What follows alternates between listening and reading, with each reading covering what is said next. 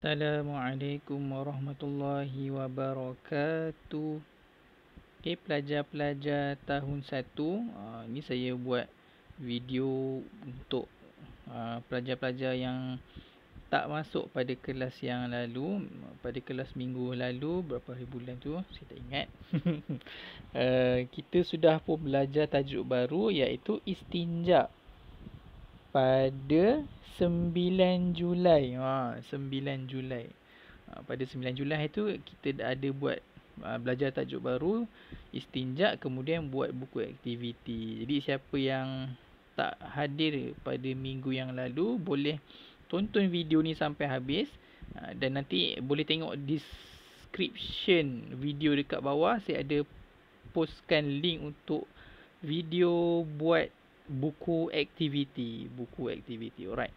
So untuk tajuk baru ni, kalau awak ada buku teks, buka muka surat 34.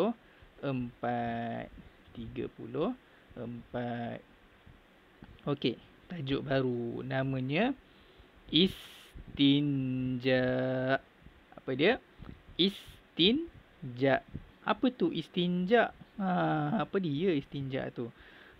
Okey. Perhati dan faham. Cuba tengok gambar dia. Ada gambar tisu. Lepas tu ada gambar ibu sedang pakaikan pampers dekat anak dia, dekat bayi dia. Alright. Bawahnya, baca dan hafaz. Awak kena hafal lah pengertian ini. Pengertian dan hukum istinja. Pengertian dan hukum istinja. Apa tu istinja? Istinja ialah membersihkan kubul dan dubur selepas membuang air kecil atau besar. Bersihkan apa? Kubul dan dubur. Waktu bila nak bersihkan kubul dan dubur? Selepas membuang air kecil atau besar. Faham tak apa maksud dia? Okey, kalau saya cakap membersihkan tangan, maksudnya awak basuh tangan. Jadi kalau buku ni kata membersihkan kubul dan dubur, kubul dan dubur tu apa? Kubul tu tempat awak kencing, kemaluan awak kencing tu. Dubur tu kemaluan yang awak berak itu. Tu namanya kubul dan dubur. Right. Jadi waktu bila kita basuh kita punya kubul dan dubur ni, waktu bila kita basuh kemaluan tersebut selepas membuang air kecil atau besar. Apa tu buang air kecil? Siapa yang tahu bagus. Siapa yang tak tahu, buang air kecil maksudnya kencing. Kalau buang air besar maksudnya berak. Jadi lepas kencing, lepas berak, mestilah kita basuh kita punya kemaluan, betul tak? Jadi perbuatan kita membersihkan kemaluan, membersihkan kubul dubur selepas buang air kecil besar, selepas berak kencing, itu yang dinamakan istinja. Hari-hari kita buat. Hari-hari kita buang air, hari-hari kita berak kencing, hari-hari kita basuh. Jadi hari-hari kita buat istinja sebenarnya. Alright. Sambung dekat sini. Dia kata hukum beristinja adalah wajib. Hukum beristinja adalah wajib. Apa maksud wajib? Wajib maksudnya mesti buat. Mesti buat. Yelah, dah berak dah kencing, mestilah basuh kan. Kalau tak basuh, nanti kotor, mendatangkan penyakit, tak suci dan sebagainya. Jadi hukum membersihkan kemaluan kita lepas berak kencing tu wajib. Okey. Pergi ke muka surat sebelah, muka surat 35. Ada 5 gambar. Apa gambar ni? Yang pertama gambar apa ni? Gambar daun. Oops. Saya nak panah. Okey, yang pertama gambar daun. Gambar daun. Macam mana nak eja daun dalam jawi? Alright. Siapa yang ada pensel boleh conteng sikit dekat buku awak. Ni saya conteng kat sini skrin. Saya nak eja daun supaya awak tahu macam mana nak eja daun. Eja daun. Dal, alif, hamzah, waw, nun. Daun. Okey.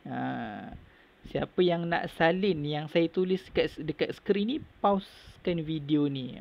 Berhentikan sekejap video ni untuk awak salin. Sebab saya tak boleh nak tunggu lama lah. Saya tak tahu awak dah siap salin ke belum. Sebab saya akan teruskan sahaja.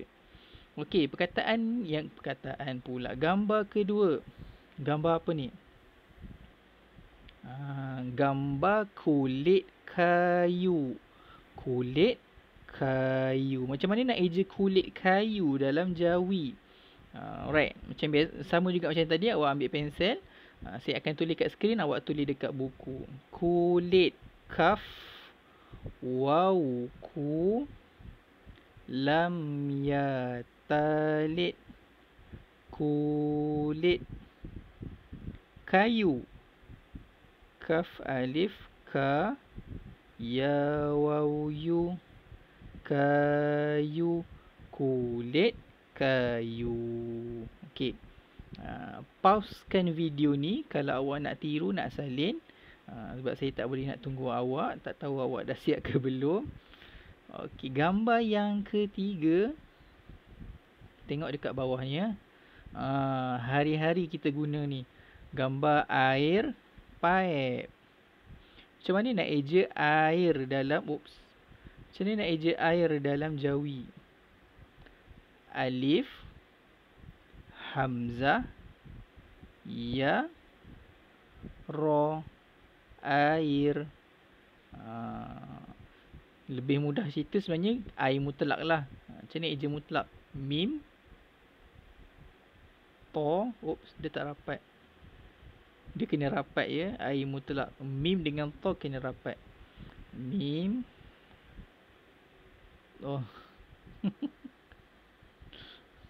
susah tulis kat skrin. Okey, mim, to, cantik. Lam, qaf, mutlak, air mutlak. Kita dah belajar air ada 5 jenis air. Air mutlak, air musyammas, air musta'mal, air mutanajjis, air muqayyad. So yang boleh bersuci, yang boleh guna untuk wuduk, boleh guna untuk basuh berak kencing adalah yang pertama, air mutlak. Okey, pause video ni. Kalau awak nak salin, nak tiru yang saya tulis ni, dah siap tulis, baru sambung play video. Gambar ketiga. Gambar apa?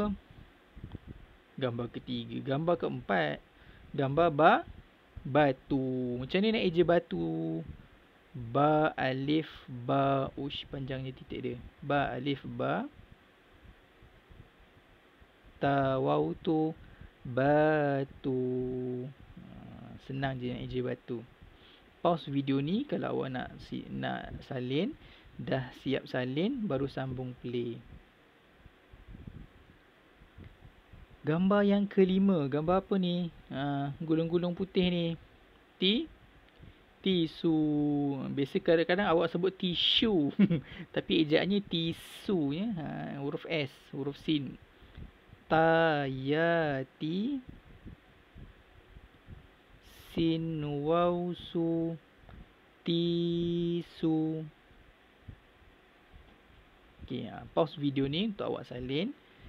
Dah siap, boleh sambung play. Okey, jadi dekat muka surat 35 ni, dia nak kata apa? Untuk kita istinja, untuk kita basuh berak kencing, bukan sahaja kita boleh pakai air mutlak. Biasa kita kat rumah, kita basuh berak kencing pakai air lah kan. Air, lepas tu sabun kan. Tapi kalau awak berada dekat luar rumah, awak pergi camping ke, ataupun awak pergi mana-mana lah dekat tempat yang tak ada air, atau pergi negara yang tak ada air ke kan. Kalau COVID dah habis, awak pergi melancong, pergi Korea ke Jepun, pergi tandas dia tak ada pipe dekat tempat berak tu. So nak buat macam mana? Kalau tak ada air, kita boleh istinja, boleh basuh berak kencing menggunakan benda yang kesat. Kesat tu apa? Kesat tu maksudnya dia boleh lap. Macam kain kan, kita boleh lap macam tu. Contoh paling mudah adalah tisu. Kalau awak pergi tandas kat luar negara, contoh macam Jepun, misal kata tandas dia kebiasaannya dia pakai tisu, dia tak pakai air untuk basuh berak kencing. Jadi kalau tak ada air boleh pakai tisu, tidak ada masalah. Kalau awak berada di hutan, contoh macam tadi saya cakap pergi camping kan, dekat tengah-tengah hutan awak belum jumpa sungai. Alamak, macam mana ni nak terberak, nak kencing ni, macam mana nak basuh? Awak boleh pakai benda di sekeliling awak yang kesat. Contoh macam daun kering. Daun kering ni dia boleh kesat, dia boleh lap. Ataupun kulit kayu. Kulit kayu. Ataupun batu. Cuma untuk batu ni dia special pula. Dia dikhususkan digunakan untuk membersihkan dubur lepas buang air besar. Lepas buang air besar nak bersihkan dubur, dicalikkan batu tu dekat kemaluan tu, nak pastikan tepi-tepi dubur tu tidak ada lagi najis. Kalau nak bersihkan kemaluan kubul tidak sesuai. Jadi batu biasanya digunakan untuk membersihkan dubur lepas berak, lepas buang air besar. Jadi ingat, kita ada 5 alat istinja. Daun, kulit kayu, air mutlak, batu, tisu. Okay, sekarang kita buka muka surat sebelah, ke surat 36. Cara beristinja, cara basuh berak kencing. Okey, tengok warna merah ni dia tulis apa. Istinja dengan air dan benda-benda kesat. Ni. Istinja dengan air dan benda-benda kesat. So kalau kita nak beristinja, kita mesti guna air dan benda-benda kesat. Kalau tak ada air, pakai benda kesat sahaja pun tak apa. Macam tisu, batu, daun, kulit kayu. Okay. Alright. So tengok ni, ada nombor 1, nombor 2, nombor 3, nombor 4, nombor 5. Nombor 1, dia kata apa? Membaca doa sebelum masuk tandas. Dah hafal belum? Ada lagu dia kan? Allahumma inni a'udzubika minal khubuthi wal khaba'ith. Kan? Dengan Ustazah Syuhada ajar kan? So awak dah hafal lah lagu ni. Awak dah hafal lah doa sebelum masuk tandas. Okay, tu nombor 1. Nombor 2, bila dah masuk tandas. Nombor 1 tadi membaca doa sebelum masuk tandas. Bila nak masuk tandas, awak masuk tandas pakai kaki apa? Kiri ke kanan? Masuk tandas pakai kaki kiri. Dapat pahala sunnah mengikut Nabi. Kalau termasuk pakai kaki kanan, dosa ke? Tak dosa. Cuma tak dapat pahala sunnah. Okey, nombor 2, dah masuk tandas, buang air, membuang air. Nombor 3, istibra'. Istibra' tu apa? Pergi sekejap dekat muka surat 38. Muka surat 38 yang ada air terjun ni. Istibra' ialah memastikan tiada sisa najis berbaki. Istibra' ialah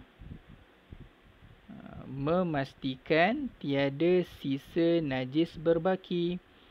Salah satu caranya ialah dengan berdaham. Maksudnya, kalau awak dah kencing, disunatkan awak buat istibra', berdaham. Contoh, nak pastikan tidak ada saki baki najis dekat kemaluan, biar dia keluar habis. Selain berdaham, apa lagi cara nak istibra', nak memastikan tiada lagi najis? Kita boleh urut-urut, tolak-tolak dia supaya najis keluar habis. So antara cara nak memastikan sisa najis, nak memastikan tiada sisa najis berbaki. Nak pastikan betul-betul dah habis lah. Kalau air kencing tu habis dah kencing semua keluar. Kalau berak tu habis dah semua tahi ni keluar. Tak adalah nanti awak dah basuh-basuh, dah pakai seluar apa semua, tiba terkencing semula. Susah. So itu fungsi istibrak. Nombor 4. Lepas dah istibrak, berdehem-dehem, memastikan tiada sisa najis, awak pun buat nombor 4. Basuh dengan air mutlak dan sabun atau mengesat dengan benda-benda kesat hingga bersih dan suci. Yang nombor 4 ni lah yang dinamakan istinja. Istibrak lain. Istibrak tadi kan memastikan tiada najis. Istinja ni lah nombor 4 ni. Basuh kemaluan tu dengan air mutlak dan sabun. Kalau tak ada, kita boleh buat mengesat dengan benda-benda kesat. Pakai tisu. Kalau tak ada tisu, kalau ada dekat luar rumah, dekat hutan, boleh pakai daun, boleh pakai kulit kayu. Sampai bila kita nak kesat? Kesat hingga bersih dan suci. Sampai awak yakin dah habis dah. Tai-tai itu semua dah dibersihkan, dah dikesat, dah bersih, dah suci. Maka sudah selesailah istinja awak. Yang kelima, keluar tandas dengan membaca doa. Keluar tandas dengan membaca doa. Doa keluar tandas pun ada lagu dia kan. Saya tak ingat apa lama dia. Ghufranakal hamdu lillahilladzi adhaba anil adha wa afani. Tu kan lagu dia. Tu lagu doa keluar tandas. Alright. Keluar tandas sunat kaki apa?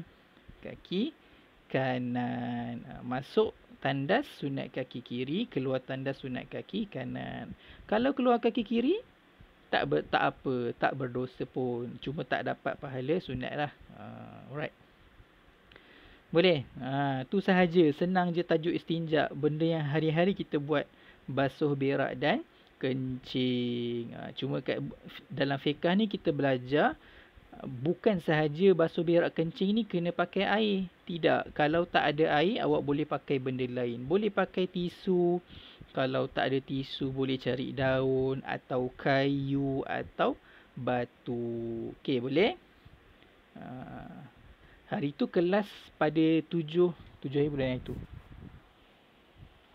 9 hari bulan itu ada yang kata awak dah belajar dekat SK kan. Dah belajar dekat sekolah kebangsaan. So senanglah untuk awak faham. Okey, istinja. Alright, itu sahaja kelas ulangan untuk istinja.